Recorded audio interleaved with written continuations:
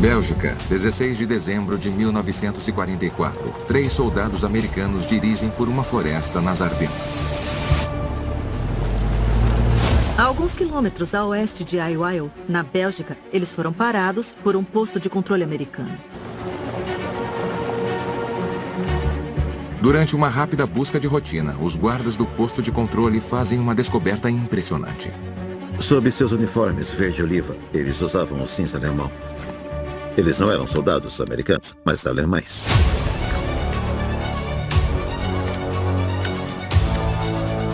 Os 3 alemães disfarçados revelam que estão em uma missão secreta.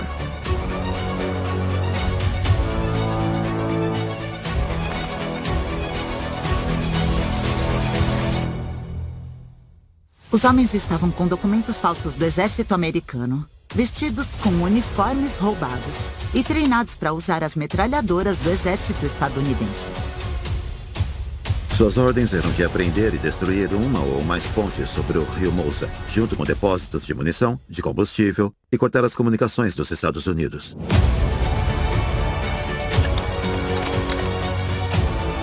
E eles usarão seus disfarces para semear o caos entre o inimigo. Eles conseguiram desinformar um comboio americano carregado de blindados e suprimentos e conseguiram redirecioná-lo para outro caminho. Alguns até alegam que eles receberam ordens para cumprir um objetivo ambicioso que poderia abalar os esforços de guerra dos aliados. Eles deveriam se infiltrar no quartel-general supremo da Força Expedicionária Aliada e sequestrar ou matar ninguém menos que o general Eisenhower. Mas havia falhas em seu treinamento que se mostrariam fatais. Uma imensa operação de bandeira falsa realizada pela SS sob o comando de Otto Skorzeny. Ele era conhecido como o homem mais perigoso da Europa. A operação foi elaborada por ninguém menos que o próprio Adolf Hitler.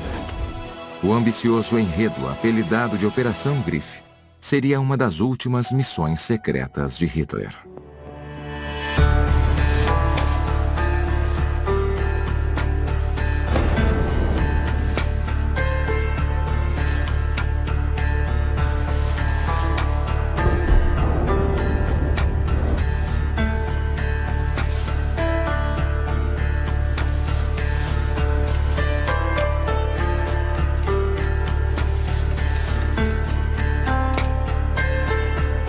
A missão: 1. Controlar 3 pontes. 2. Espalhar o caos entre o inimigo. Data: 16 de dezembro de 1944. Executada por Otto Skorzeny.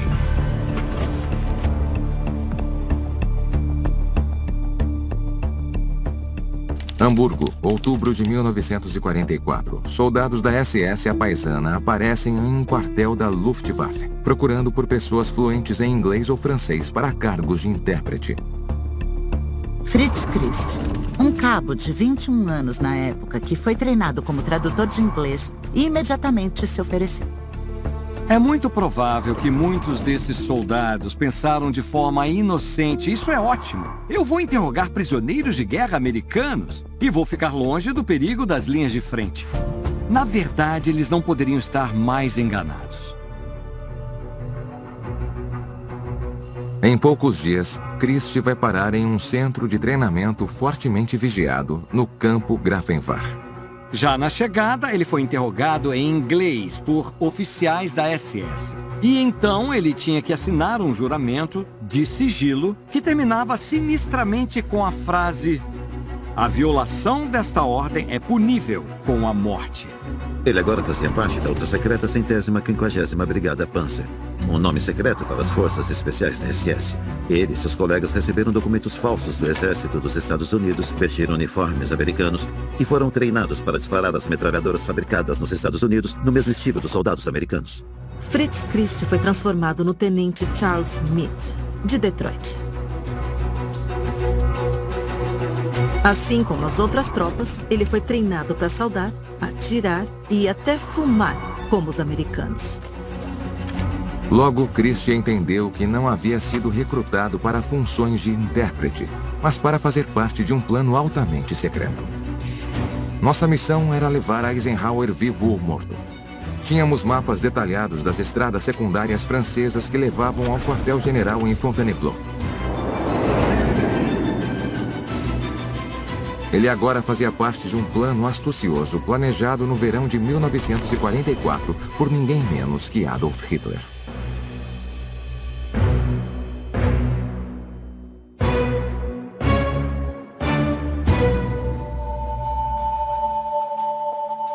A Alemanha estava em seus esforços finais. Os aliados ocidentais estavam chegando na fronteira oeste. Os soviéticos já atravessaram a maior parte da Polônia. Eles estavam perto da Prússia Oriental e se aproximando de Berlim. E tudo estava desmoronando. A Alemanha praticamente não tinha mais recursos. Pouco acesso a combustível, pouco acesso ao aço. A indústria alemã havia basicamente sido quase toda bombardeada.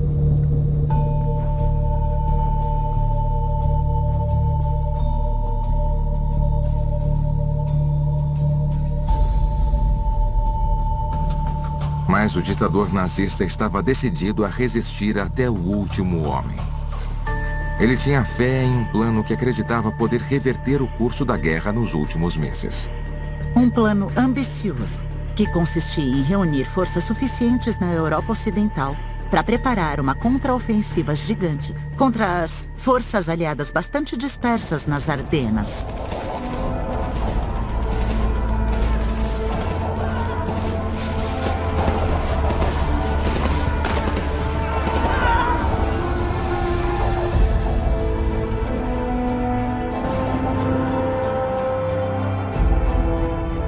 O sucesso do dia D permitiu que os britânicos e americanos estabelecessem uma posição na Europa, mas a situação estava longe de estar segura.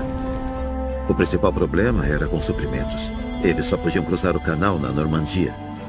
E quanto mais os britânicos e americanos avançavam para o interior da Europa, mais suas linhas de abastecimento ficavam difíceis ou escassas. Do ponto de vista tático, esse seria o ponto fraco, porque você tinha dois comandos diferentes, coordenando mais ou menos o mesmo espaço. Museu da Batalha de Bulge, Bélgica.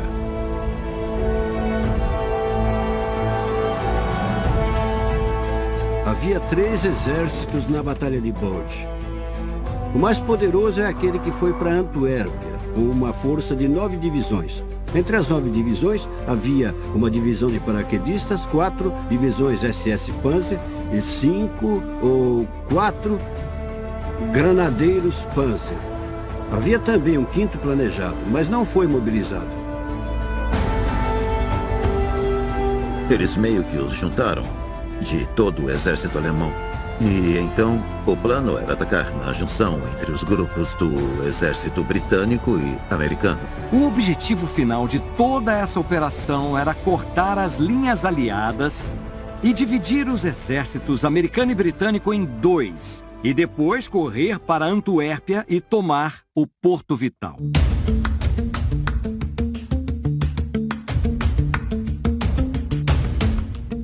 Mas para chegar a Antuérpia, os alemães teriam que cruzar o rio Mosa, uma tarefa que seria impossível se os aliados sabotassem as pontes que o atravessavam. Eles tinham que ir direto para as pontes do Mosa e mantê-las intactas, enquanto esperavam que as divisões Panzer chegassem para cruzar o Mosa. Então, a questão é, como eles fariam isso funcionar?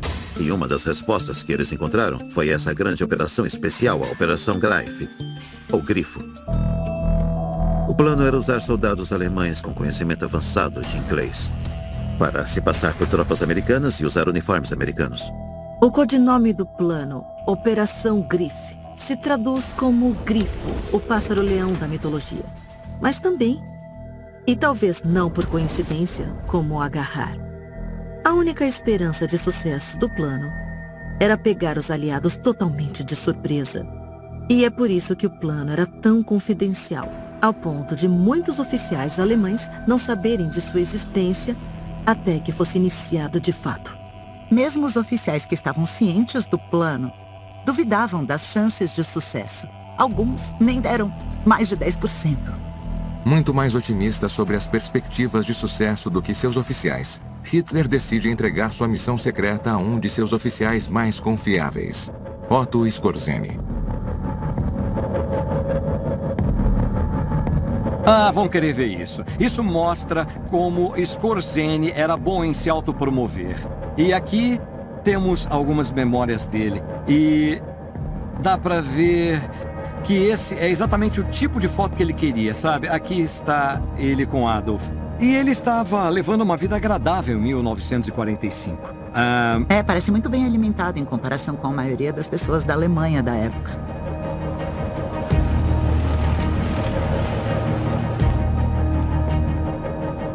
Entre os aliados havia poucos nomes mais famosos do que o de Skorzeny. Ele também era conhecido como Scarface porque tinha uma enorme cicatriz de esgrima em um lado do rosto. E ele já tinha uma reputação muito desagradável entre os oficiais do exército alemão, que o viam como um típico nazista malvado e um cachorro muito sujo.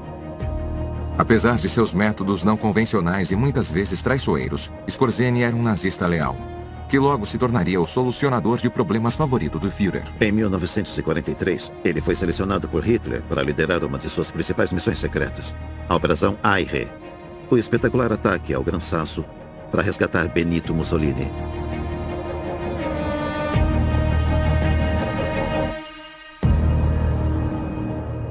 Em 1944, vemos que o regente do último aliado europeu da Alemanha, a Hungria, estava à beira da rendição.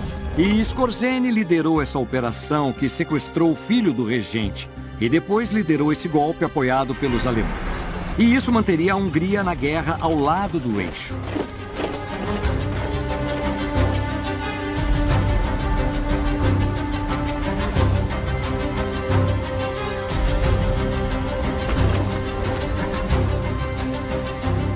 Hitler o parabeniza calorosamente e dá a ele uma promoção e concede uma medalha, a Cruz Germânica de Ouro. E então o Führer informa Skorzeny sobre o que ele descreve como a tarefa mais importante de sua vida. Meu caro Skorzeny, eu quero que você crie unidades especiais vestindo uniformes americanos e britânicos. Eles viajarão em tanques aliados capturados. Além de tomar as pontes sobre o rio Mosa, Hitler também ordenou a destruição de depósitos de munição e de combustível e o corte das comunicações dos aliados. De forma simultânea, um pequeno destacamento de inimigos infiltrados poderia causar a maior confusão entre os aliados, repassando ordens falsas para qualquer unidade americana que encontrassem, invertendo placas de trânsito, removendo avisos de campo minado e bloqueando estradas com placas falsas. Hitler concedeu a Skorzeny poderes ilimitados para a Operação Griffe. No entanto, havia uma condição que tornava as coisas mais difíceis, e era que Skorzeny era valioso demais para arriscar, e assim ele não poderia estar em campo com seus homens. O plano em si ia contra a Convenção de Haia de 1907, que determinava que soldados capturados atrás das linhas inimigas vestindo uniformes inimigos perdiam seus direitos como prisioneiros de guerra e poderiam ser sumariamente executados. No início, Skorzeny estava relutante. Não apenas porque sabia que as chances de fracasso eram altas, mas também porque sabia que, ao ser pego vestindo uniformes americanos, ele e seus homens poderiam ser executados como espiões. Mas o senso de dever de Skorzeny prevaleceu sobre sua apreensão. Ele recebeu 6 semanas para se preparar para a missão secreta de Hitler, uma missão que parecia quase impossível. Havia 2 tipos de unidades, as que criariam o caos atrás das linhas e aquelas que iriam para as pontes. Aqueles que criariam o caos deveriam falar inglês americano perfeito e, o mais importante, com sotaque. E então as chances desses alemães agora, naquela altura da guerra, se passarem por americanos, eu diria que eram mínimas. Eram mínimas. É.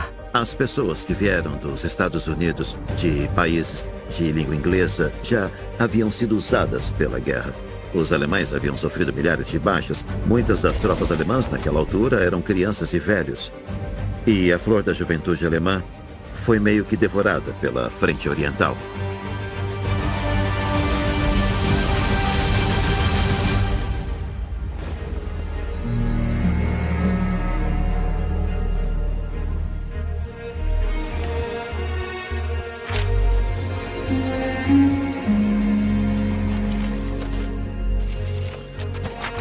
Uma uma ordem para todas as unidades da Wehrmacht, chefiadas pelo Comando de Operações Secretas, e assinada por ninguém menos que o Marechal de Campo Wilhelm Keitel, ordenava que voluntários de língua inglesa se apresentassem a Skorzeny. Skorzeny pediu 3.300 homens e recebeu cerca de 2.500.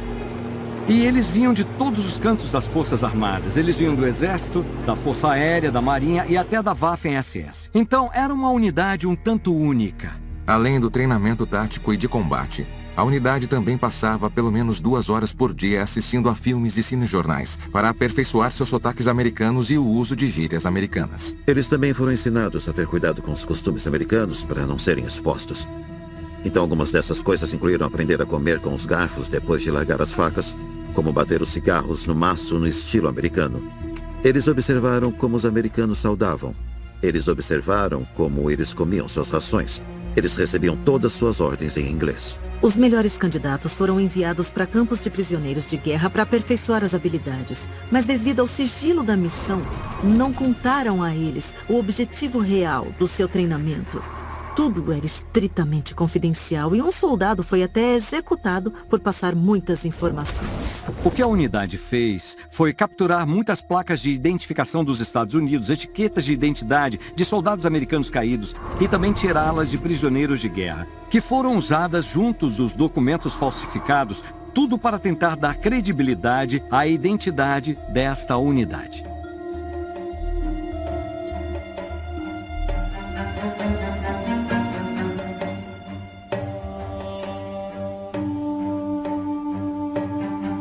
Com o tempo, os soldados começaram a falar entre si apenas em inglês, tendo encarnado seu papel como soldados americanos. No entanto, Skorzeny não parecia muito entusiasmado com os resultados. Depois de algumas semanas, o resultado foi aterrorizante. De 2.500 homens, apenas cerca de 400 falava inglês básico e apenas 10 eram fluentes. O resto sabia dizer apenas sim. Eles, obviamente, nunca enganariam um americano, nem mesmo um surdo. E essa não era a única preocupação de Skorzeny. Também foram enviados pedidos para uma grande quantidade de uniformes e veículos dos Estados Unidos. Eles queriam 20 tanques Sherman, 30 carros blindados americanos, quase 200 caminhões, 150 jipes e armas. Como ninguém sabia de fato como eram as roupas de inverno dos Estados Unidos, muitos dos uniformes fornecidos à empresa eram da edição de verão dos Estados Unidos, ou mesmo britânicos, poloneses ou russos. E então, quando eles conseguiam os uniformes americanos adequados, muitas vezes tinham manchas de sangue neles, ou marcas de prisioneiros de guerra. Quando Skorzeny enviou ordens exigindo que os comandantes do campo de prisioneiros de guerra tirassem os uniformes dos prisioneiros americanos no meio do inverno, muitos prontamente se recusaram, afirmando que isso violava a Convenção de Genebra. Em meados de novembro, a 50ª Brigada Panzer ainda estava com falta de 1.500 capacetes americanos e metade das armas e munições americanas solicitadas. Adquirir equipamento original suficiente também era muito difícil. A maioria das coisas capturadas que eles tinham estava praticamente destruída. Então eu acho que eles conseguiram 2 tanques Sherman no total. Eles conseguiram alguns jipes, alguns outros veículos. Então, na verdade, o que eles tinham que fazer era começar a disfarçar seus próprios equipamentos. Certo. Então eu acho que chegaram a usar tanques Panther, que podemos ver aqui. Dá pra ver que não parece muito com Sherman. Eles só podiam pintar e esperar que passassem. E colocavam compensados nas laterais. Pintavam uma grande estrela branca ao invés da cruz E preta. podemos Bem ver aqui, o que foi olha. feito aqui com esse carro blindado de pessoal, ou seja lá o que for. Você Pois entende é. melhor que eu. Sim. É um carro alemão com É, estrelas com americanas. estrelas. Sim, é verdade. Isso é uma semi-lagarta alemã que eles repintaram com uma estrela americana, sabe? Isso não convence ninguém. Não engana né? ninguém. É terrível. Até Skorzeny admitiu que apenas tropas americanas, realmente muito jovens, que os vissem muito de longe à noite, seriam enganadas. Mas independentemente de todas as limitações, Skorzeny continuaria com seu plano. Os homens foram designados para o primeiro corpo Panzer da SS. A brigada foi dividida em 3 grupos, cada um com o objetivo principal de tomar uma ponte específica sobre o rio Mosa. Eles deveriam seguir os Panzers regulares para a batalha e depois se separar e avançar para seus 3 alvos diferentes. Como precisavam distinguir amigo de inimigo, eles desenvolveram um sistema composto por insígnias de pintura secreta. posições específicas dos canhões de tanque, lenços de cores diferentes, além de sinais através de tochas. Skorzeny também daria instruções específicas que poderiam causar certa confusão junto à Convenção de Genebra. Ele disse a eles: vocês cruzarão a linha inimiga, mas em vez de estarem usando o uniforme americano, vocês devem usar o alemão. Nós concordamos em usar o uniforme americano, mas se tiverem que pegarem armas e lutar, terão que usar o uniforme alemão. Data e local: Campo Gartenvar, 14 de dezembro de 1944. Objetivo: mobilizar até o fronte. Na noite de 14 de dezembro de 1944, os soldados da 150ª Brigada Panzer compareceriam à sua última chamada antes de serem mobilizados para os frontes. No último minuto, quando não havia mais volta, nós recebemos isqueiros recheados com cápsulas de cianeto. Ficou claro que estávamos sendo enviados para enfrentar um perigo terrível.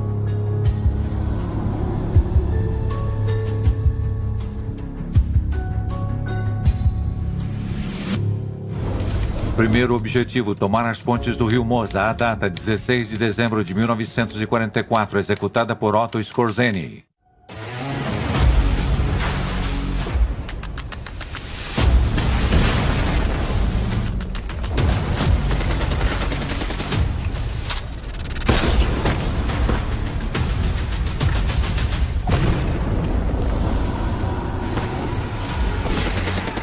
Em 16 de dezembro de 1944, após um bombardeio maciço de artilharia, 2 divisões Panzer alemãs entraram em conflito contra as linhas mal defendidas do setor americano mais vulnerável.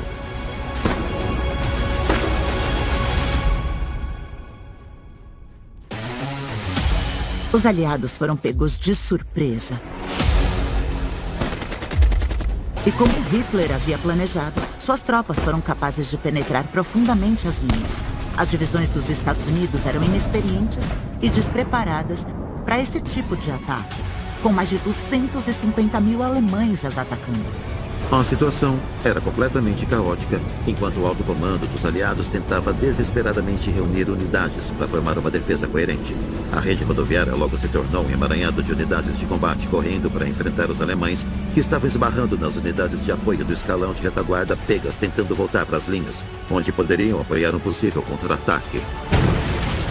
Embora o primeiro ataque tenha surpreendido os aliados, em pouco tempo as coisas começaram a mudar. A cada hora que passava, o exército alemão estava enfraquecendo, enquanto que o exército americano estava crescendo. E assim, os americanos reagiram de forma exemplar. Eles iriam retardar o exército alemão. A linha americana foi esticada, mas não foi quebrada porque havia uma tremenda resistência ao norte de Elsenborg Ridge, e que então foi para o sul. E o que isso fez foi retardar o avanço incrivelmente. E isso criou essa enorme saliência, da qual a batalha levaria seu nome.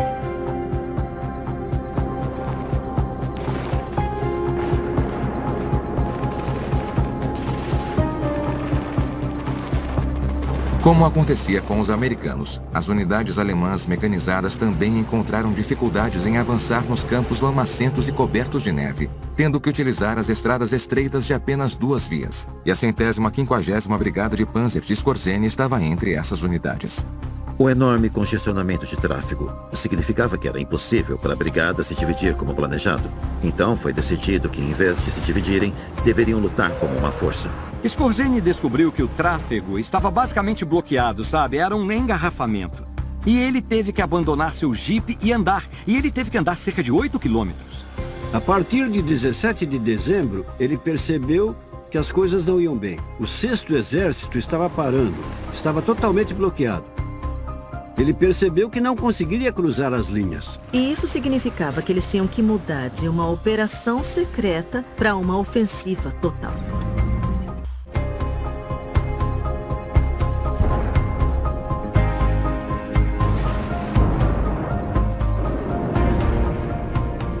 Primeiro objetivo: tomar 3 pontes em Ardenas. A data: 16 de dezembro de 1944. Executada por Otto Skorzeny. Resultado: fracassada. Na noite de 17 de dezembro, Skorzeny fez bom uso da 150ª Brigada de Panzer.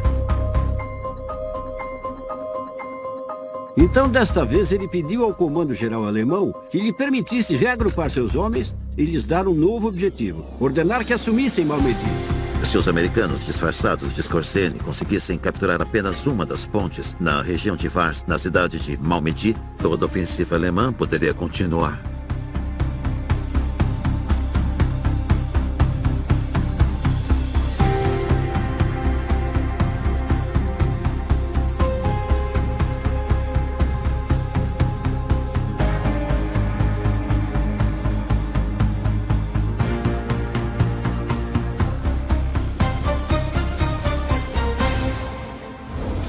Operação Griffith, novo objetivo, tomar uma ponte em Malmedy. A data, 21 de dezembro de 1944, executada por Otto Skorzeny.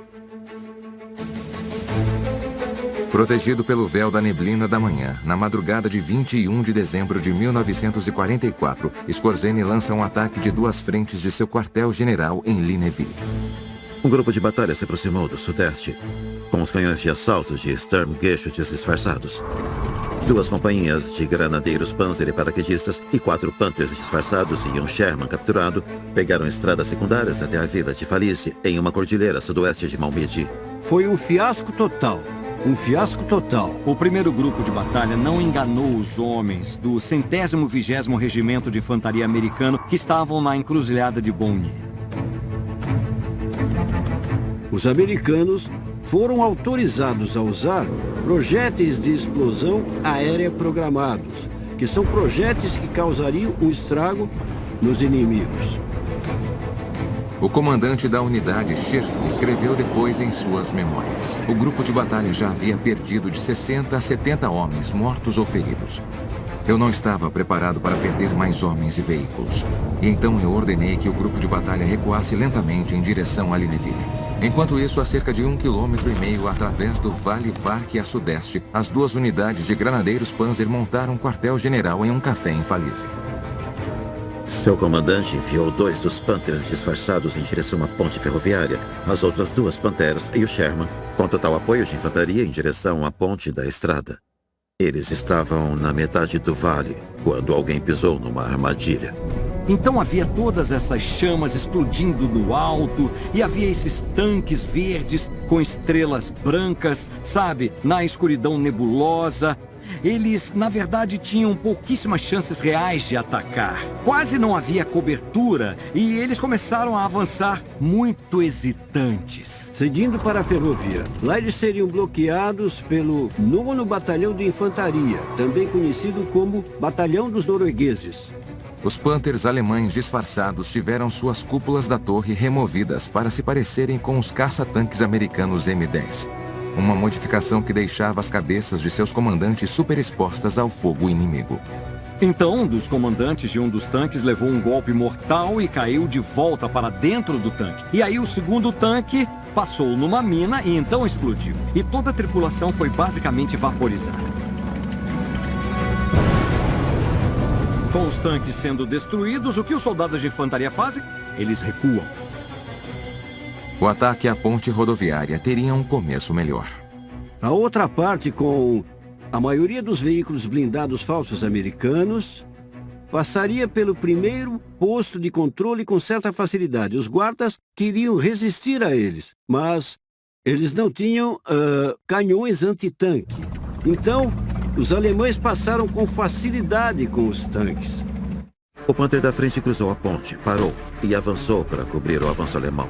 Os granadeiros Panzer chegaram ao posto de comando americano e começaram a lançar granadas nas janelas do porão. O Sherman alemão e um dos Panthers foram atingidos e abandonados. Um soldado americano rastejou por trás da segunda Pantera e disparou com uma bazuca no compartimento do motor. A tripulação saltou, mas todos, exceto um, foram abatidos enquanto fugiam de volta pela ponte.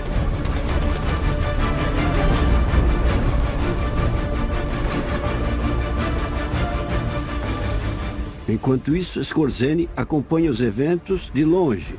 Eu só podia imaginar o que estava acontecendo no fronte pelo barulho da luta e os veículos retornando com homens feridos, nossos tanques engajados em uma luta desesperada contra a força superior do inimigo. No meio da manhã, a neblina se dissipou e a artilharia americana cobriu o campo de batalha com 3.000 tiros. incluindo novos projéteis de possibilidade de explosão aérea programáveis que faziam chover estilhaços nos alemães. E foi um massacre, um massacre. E não apenas um massacre, mas também um pânico. Porque esses projéteis fazem um barulho muito distinto, que eles não conheciam, mas eles viam que isso causava destruição nas unidades. Nem mesmo Skorzeny estaria a salvo do bombardeio americano. Ele próprio foi ferido por um estilhaço. Ele se machucou aqui, acima do olho. Então ordenou que suas tropas, aquelas que ainda permaneciam, se retirassem. No dia seguinte, engenheiros americanos derrubaram as pontes de Malmedy dentro do rio. Mas as coisas estavam longe de terminar para os habitantes da cidade belga. Uma grande tragédia ocorreria em Malmedy, porque a Força Aérea Americana entendeu mal o seu objetivo. Então bombardearam Malmedy, que acreditaram ser uma cidade alemã. Isso foi um erro do piloto. Eles não tinham GPS na época. Eles até enviaram aviões de reconhecimento à frente que lançaram sinalizadores com fumaça. Os bombardeiros bombardearam onde os orientaram. Foram os batedores que foram enganados. Como resultado da falta de comunicação, os americanos acreditaram que a cidade estava perdida e a bombardearam 3 vezes, matando mais soldados e mais civis. Em 28 de dezembro, depois de perder 15% de seus homens, a 150ª Brigada Panzer de Skorzeny retirou-se definitivamente das Ardenas. Operação Griffin, novo objetivo, tomar as pontes em Malmedy, a data 21 de dezembro de 1944, executada por Otto Skorzeny. No entanto, a Operação Griffin ainda tinha um objetivo secundário a ser realizado por uma pequena unidade que agia separadamente do resto da brigada. Conhecido como Einheit Stillau, consistindo de apenas 44 homens, mas eram os homens com o melhor inglês e que foram responsáveis por causar a maior parte da confusão e perturbação. Segundo objetivo, espalhar caos atrás das linhas inimigas. A data 16 de dezembro de 1944, executada por Otto Skorzeny. Resultado, missão cumprida. Algumas horas antes do principal ataque alemão, a unidade Einheit Stillau atravessou as linhas inimigas e se espalhou. Alguns em pequenas equipes e outros como indivíduos, fingindo ser soldados americanos perdidos. Eles estavam fazendo tudo ao seu alcance para interromper o contra-ataque americano. Estavam mudando as placas de sinalização, mudando o tráfego e espalhando histórias falsas por todas as linhas.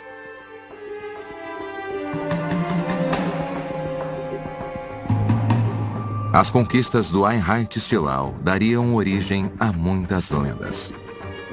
Quase que incrivelmente, eles foram capazes de dirigir direto para uma cidade controlada pelos americanos, explorar todas as suas defesas e provavelmente até interagiram com tropas americanas reais.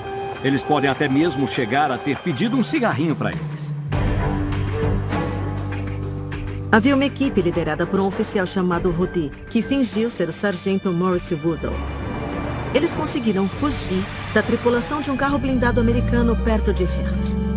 Eles visitaram Malmedy de carro e até voltaram com jaquetas de couro como lembrança. Outra unidade alemã de soldados, vestindo uniformes dos Estados Unidos, passou boa parte do dia 17 de dezembro desviando o tráfego dos aliados na encruzilhada do Monte Rig e fugiu quando os verdadeiros policiais americanos chegaram.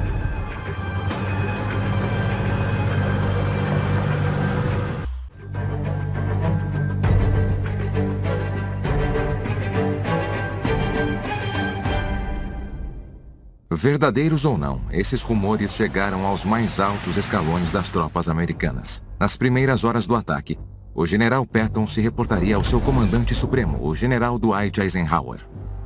Ai, cara, eu nunca vi uma confusão como essa. Os chucrutes estão se infiltrando nas nossas linhas, causando caos, cortando fios e virando as placas de trânsito. Quando os aliados souberam que os soldados alemães estavam operando em uniformes americanos, eles enviaram um aviso para que checassem a identificação e o comportamento de quaisquer tropas vistas agindo de forma suspeita. No segundo dia da batalha, em um desses postos de controle perto de uma ponte em Iwyle, a polícia militar americana parou um jipe com 3 soldados americanos, identificados como soldados Charles W. Lawrence, Clarence Vandervet e George Senzenbach. Mas um detalhe em particular sobre esses 3 soldados levantou a suspeita dos guardas do posto de controle. De maneira equivocada, colocaram 3 em um jipe, em vez de 2. como era a prática padrão do exército dos Estados Unidos. O inglês deles era muito ruim. Não sabiam a senha correta e não conseguiram mostrar a documentação adequada. Então eles foram revistados e pegos com 2 pistolas Colt e 6 granadas de mão americanas. E eles tinham 2 metralhadoras Sten, que eram britânicas, e 2 submetralhadoras alemãs. No exército americano era inconcebível ter armas inglesas. Sim, as alemãs podiam ser troféus, mas não armas inglesas. Eles carregavam $900 e 1.000 libras em dinheiro. Eles também tinham consigo documentos de identidade falsos, além de livros de pagamentos da Wehrmacht. Eles perceberam que o rádio era um rádio alemão e não americano. E por baixo de seus uniformes, eles estavam vestindo uniformes da Wehrmacht.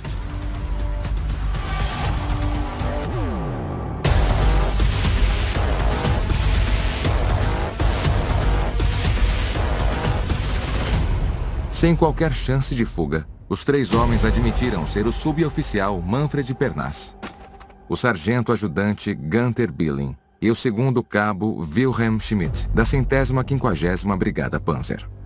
Precisamente a captura desses 3 alemães que desencadeará todas as repercussões americanas. Uma verdadeira paranoia se desenvolveu a partir da ponte de Iwil. Os homens receberam instruções muito específicas de que, quando fossem pegos, deveriam usar isso a seu favor e espalhar mais desinformação. Então, o que Billing disse aos seus interrogadores foi que, na verdade, sua missão era parte de um ataque massivo secreto ao comando. Skorzeny já havia permitido que o documento falso fosse interceptado pelos aliados, com o objetivo de descrever o plano altamente detalhado de como Otto Skorzeny e 300 paraquedistas alemães disfarçados de soldados se encontrariam no centenário Café de La Paix de Paris para lançar um ataque suicida para sequestrar ou matar o general Eisenhower. A carta foi aparentemente tão bem forjada que muitos homens acreditavam que essas eram de fato suas ordens. A reputação de Skorzeny o precedia. Então, essa ameaça foi levada mais do que a sério. Um pânico tomou conta quando os postos de controle americanos foram colocados em mais lugares. Os cautelosos guardas do posto de controle americano logo estabeleceram um conjunto de perguntas de segurança que eles achavam que apenas um verdadeiro americano seria capaz de responder. Qual é o primeiro nome de Frank Sinatra? Ou qual é o nome do cachorro do presidente? Onde fica o defensor numa jogada ofensiva de futebol? Ou mesmo algo como quem é casado com Betty Grable? Ou quem é o cara de ameixa? Todos seriam revistados. Não havia ninguém que não seria revistado, incluindo generais, coronéis, oficiais. Não teria problema, ninguém seria excluído.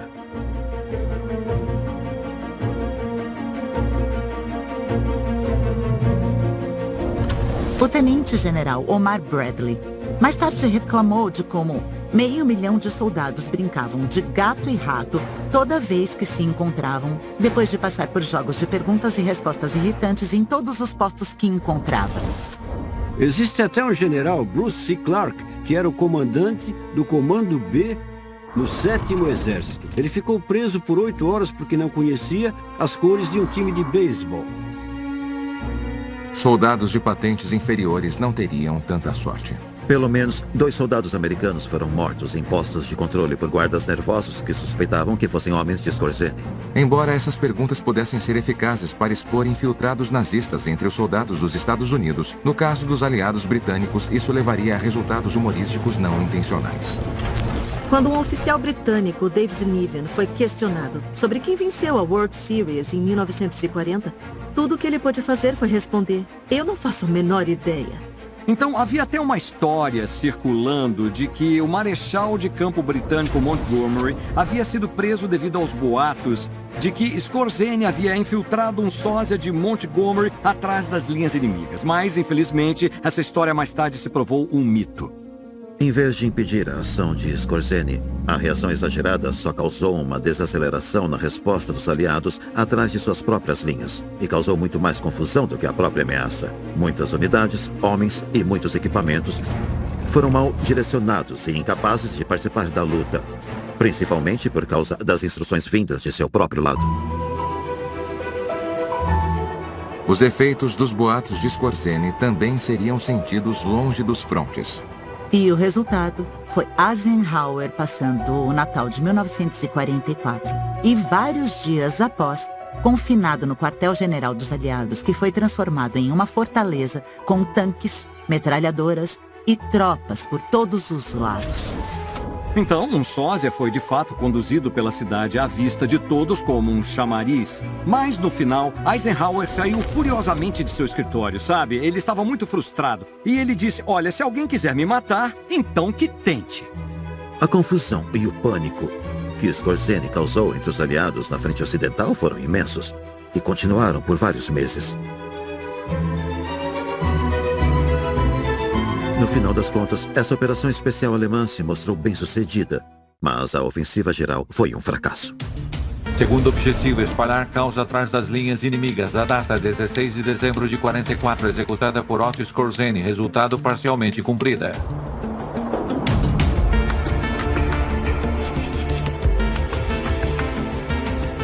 Mas os nazistas também provaram do seu próprio veneno. E logo os soldados americanos falsos começaram a se render à polícia militar americana, que depois descobriram que eram alemães disfarçados. E esses tiveram sorte, já que muitos começaram a ser atacados pelas forças armadas do Hitler. Eu pulei do caminhão e me escondi em uma vala antes que o veículo explodisse em uma bola de fogo. Ninguém havia contado à Luftwaffe o que estava acontecendo. Mas seria fácil demais os soldados alemães simplesmente se entregarem. Alguns foram aos depósitos de suprimentos do exército americano e pediram petróleo ao bem... Quando Skorzeny ordenou a retirada da 150ª Brigada Panzer, os membros da unidade Stilau foram deixados sozinhos atrás das linhas inimigas. Os poucos que permaneceram não detectados conseguiriam escapar. Depois de um tempo, os aliados perceberam e, com o tempo, a maioria dos alemães do Einheit e Stilau foram identificados e capturados. Dos 44 homens da unidade, apenas 8 homens retornaram em segurança. Dos 44, 22 foram capturados. Depois de pegos, foram levados ao tribunal, foram para a corte marcial. E lá foram considerados espiões. E como espiões, eles não tinham proteção. Os advogados alemães que os defenderam alegaram que usar uniformes inimigos era legal, desde que fossem removidos antes do combate real. Mas os advogados americanos discordaram. 2 deles foram condenados à prisão perpétua. E o que é interessante é que 3 deles foram perdoados. 17 deles foram executados. Entre eles estavam Pernas, Schmidt e Billing, que foram executados em 23 de dezembro. Embora ele tenha conseguido recuar com seus soldados restantes até o final da guerra, Skorzeny seria caçado por seu papel na Operação Grif. Eisenhower então pega uma pilha daqueles bons e velhos pôsteres de procurado no estilo do Velho Oeste e tem o rosto de Skorzeny e tem as palavras abaixo dizendo assassino, espião, sabotador, escrito no pôster. E eles foram distribuídos por toda a Europa. E quando a guerra terminou, Skorzeny decidiu se render aos americanos. Em 1947, Skorzeny seria julgado junto com outros 9 oficiais da 150ª Brigada Panzer em Dachau. O julgamento seria marcado por um depoimento chocante. Aqui está ele passando tempo com seus amigos no acampamento. E este é Thomas, que falou em defesa dele. É isso mesmo. É. E o Thomas não era da SOE? Um agente especial. Era o Coelho Branco, exato. Ele diz que também operaram atrás das linhas inimigas com uniformes inimigos. Todos os 10 foram absolvidos por detalhes técnicos. Para que fossem considerados culpados, o tribunal teria que provar que eles receberam ordens diretas para entrar em combate usando uniformes dos Estados Unidos. Se isso não pudesse ser provado e nenhuma confissão fosse feita, isso seria visto como uma estratégia de guerra legítima. Apesar da absolvição, falhar no objetivo principal nesta missão deixaria uma mancha definitiva em uma carreira brilhante. O infame soldado de comando nazista Otto Skorzeny era conhecido como o homem mais perigoso da Europa. De modo geral, os 2.500 homens da brigada quase não fizeram diferença. Eles não conseguiram assumir o controle de nenhuma das pontes. E, mesmo a unidade de Stilo, apesar de criar paranoia, também não fez muita coisa. Os próprios soldados achavam que Skorzeny e seus homens fizeram muito mais fora de batalha do que dentro. No final das contas, foi uma operação especial bem-sucedida dos alemães. Mas a ofensiva geral foi um fracasso.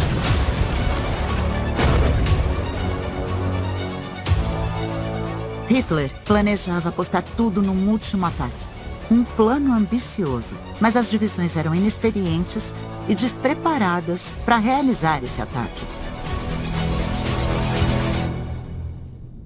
Em janeiro de 1945, a contraofensiva dos nazistas sofreu uma derrota humilhante.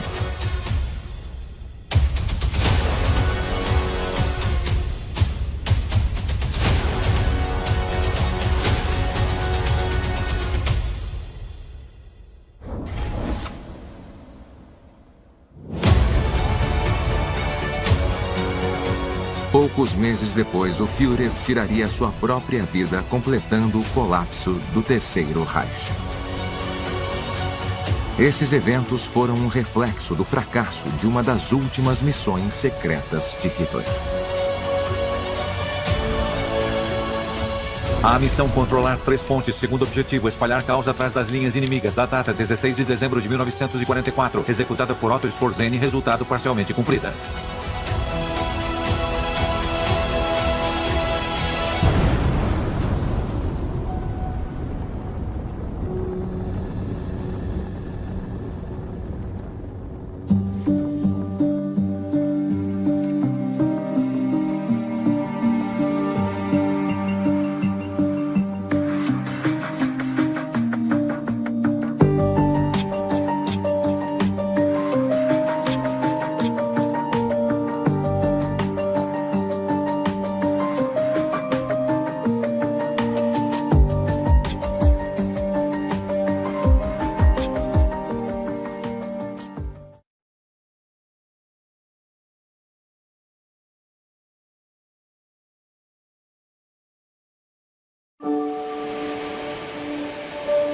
Em maio de 1945, a Alemanha nazista foi derrotada. Adolf Hitler estava morto e o Terceiro Reich estava